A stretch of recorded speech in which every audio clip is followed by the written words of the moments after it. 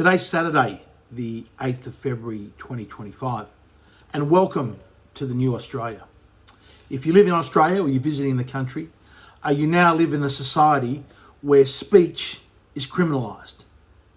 Following the passing of this hate speech bill, rushed through Parliament last week and given royal assent in record time, you can now go to jail for up to 7 years in Australia if you engage in political speech that offends some groups. This is a very dark day in our history. To think that in this country, in 2025 and going forward, that you can actually go to jail for your political opinions is a day I thought that I would never see happen in my country. I'll tell you for one thing for sure, I'm running for the Libertarians here in New South Wales in the Senate. And if I'm successful, the very first order of business, on the very first day, I'll be putting in legislation to repeal the so-called hate crimes bill in its entirety, because it is a violation of our fundamental rights of freedom of speech. And most of all, it is even counterproductive of the goals it is trying to achieve.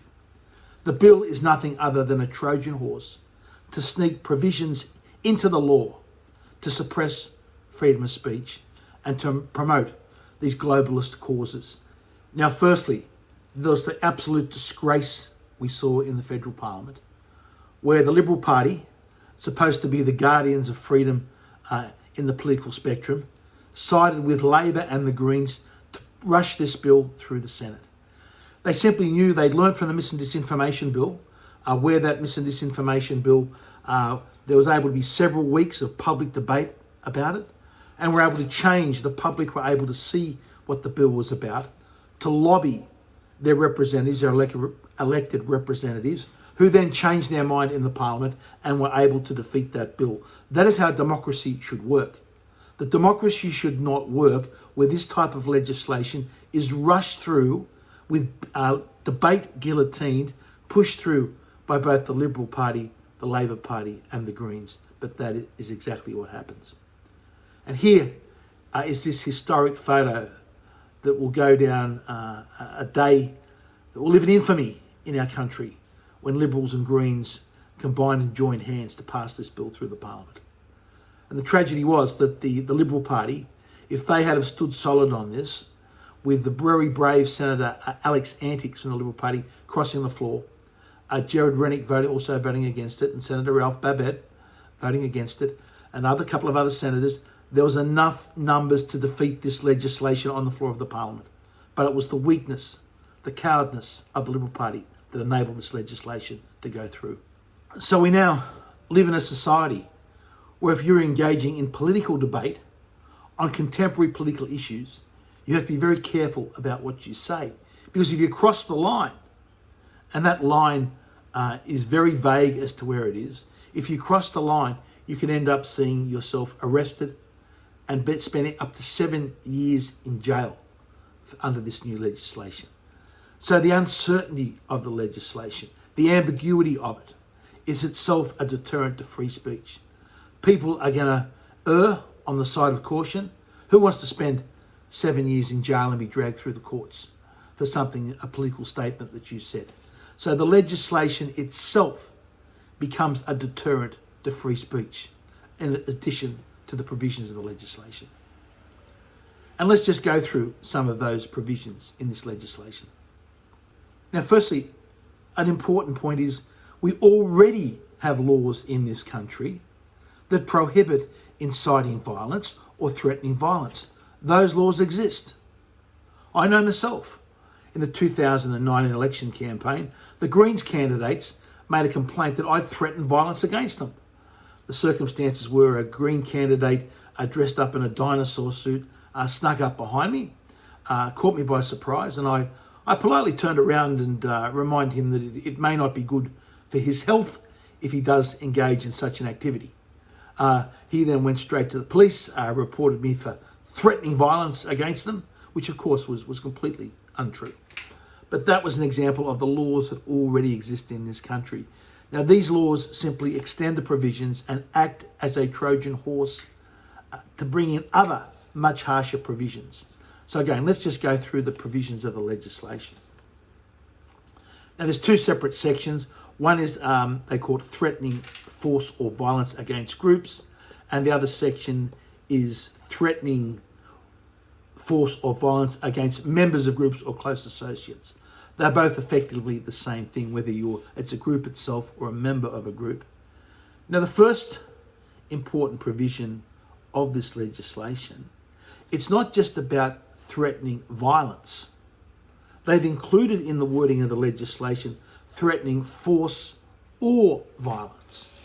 Now, here's the thing is, violence is physical force used to cause injury or harm to someone. But including the words threatening force lowers the threshold substantially, because threatening force doesn't actually have to include physical harm. Threatening force, as the dictionary reminds us, can be to influence, to compel, not just by physical activities, but by moral and intellectual means. So here, by including threatening force in addition to violence, it lowers the threshold about the type of speech that it could find in violation of the Act. Secondly, the most disturbing thing is what they call here the targeted groups. Now, okay, we can have an argument about targeting people by race, sexual orientation, gender identity, intersex status, disability, nationality, national or ethnic origin. But this legislation goes further. It actually includes political opinion.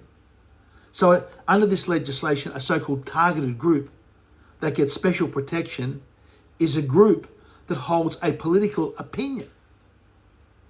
This is interfering in political free discourse, in political speech.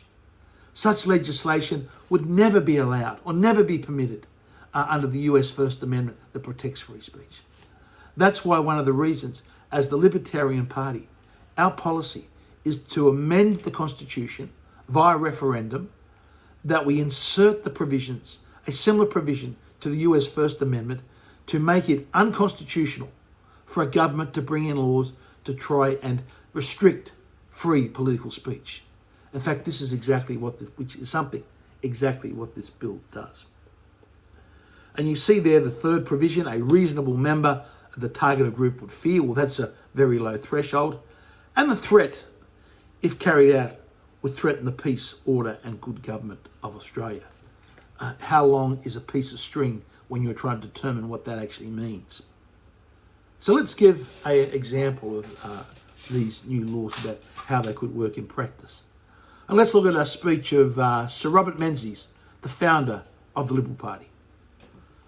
Now, here's an old newspaper clipping from the 1950s, early 1950s. It says here, nearly 4,000 people cheered wildly at Hurstville tonight, where Mr. R.G. Menzies, the opposition leader, said, and I quote, "We are going to declare war on the communists and we're going to give them a thrashing." Now, look at Sir Robert Menzies' words and compare them to the current legislation. Sir Robert Menzies used the words that he's going to give them a thrashing. Now, that falls within the definition of a threat of use of force, whether it's actually physical, intellectual, or moral. To say you're going to give someone a thrashing, a colloquial Australian expression, that ticks the box that becomes a threat to use of force. So that's one of the ticks that you could find yourself arrested for. Secondly, is he targeting a group distinguished by political opinion? And yes, he's targeting the communists. The communists are a group distinguished by political opinion. So targeting the communists brings him in within violation of this act. And a member of the communists might fear that this might happen. Well, that could certainly happen. And with the leftist infiltration we've seen in our courts, it's highly likely that they would interpret Sir Robert Menzies' comments as, if carried out, would threaten the peace and good order of government of Australia. And here's the other changes that they made in this legislation. It no longer matters if Sir Robert Menzies would have made that speech in good faith or if he didn't mean violence. That threshold is gone. The argument is now that he said it recklessly and therefore he would be in violation of that act and could face up to 7 years in jail. So to my Liberal Party friends out there, maybe my ex-Liberal Party friends and colleagues out there, do you realise that you have just voted for legislation that is going to make it illegal in this country with a 7-year jail penalty if I quote Sir Robert Menzies? He would be rolling in his grave if he knew this is what the Liberal Party of 2025 had posted. So what are we going to do? We're going to declare Sir Robert Menzies a person that engaged in hate speech? Are we going to take his statue down on Lake Burley Griffin? Or perhaps we'll have to burn also Robert Menzies' books here, The Forgotten People, because we know that under today's definition, Sir Robert Menzies engaged in terrible hate speech and hate crimes and would have been arrested under the provisions. If he made those same statements today, he would be arrested under the provisions of this act that the Liberal Party has voted for. And then there is the mandatory jail provisions of this act. This act takes away the discretion of the courts for certain offences. That the courts can no longer determine, well, it was an innocent technical breach and therefore we'll give you a suspended sentence or I'll let you off with a fine or a warning. No. Under this act, if you are found guilty of certain offences, that discretion is taken away from the courts and you are given a mandatory jail sentence under this act. So here we have the Labor Party and the Greens that have argued that as long as I could remember against mandatory sentencing for any reason, for any excuse, now supporting mandatory sentencing for speech. How far we have fallen as a free nation.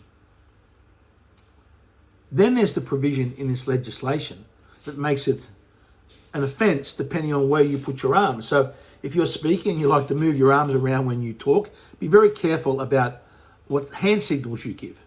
This one really mattered. And I just want to say thank you for making it happen. Thank you.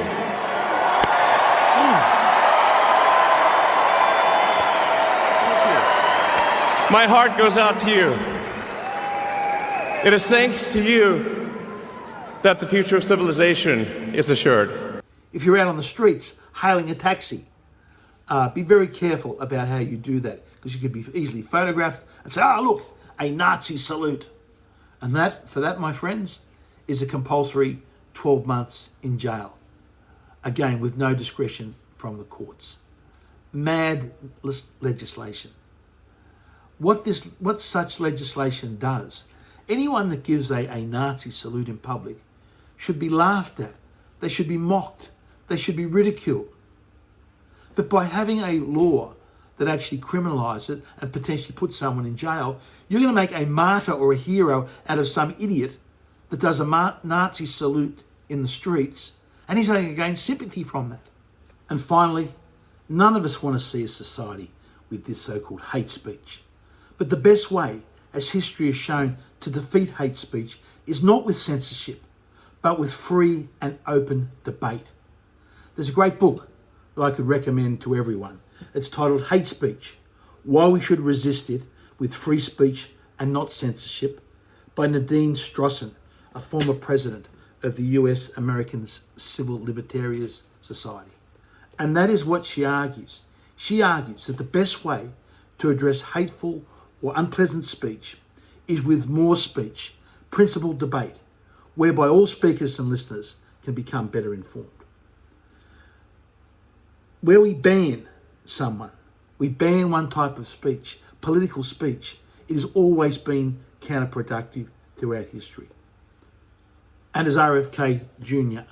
correctly argues, those on the side of censorship have always been on the wrong side of history.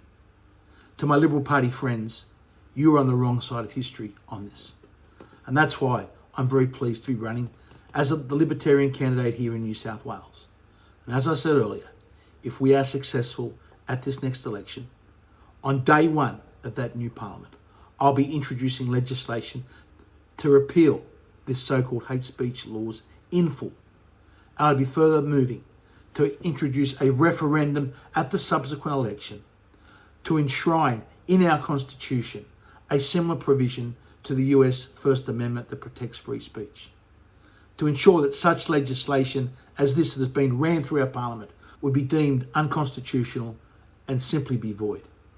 Our politicians have shown us over the last several years that they cannot be trusted when it comes to protecting freedom of speech, and that should be enshrined in our Constitution.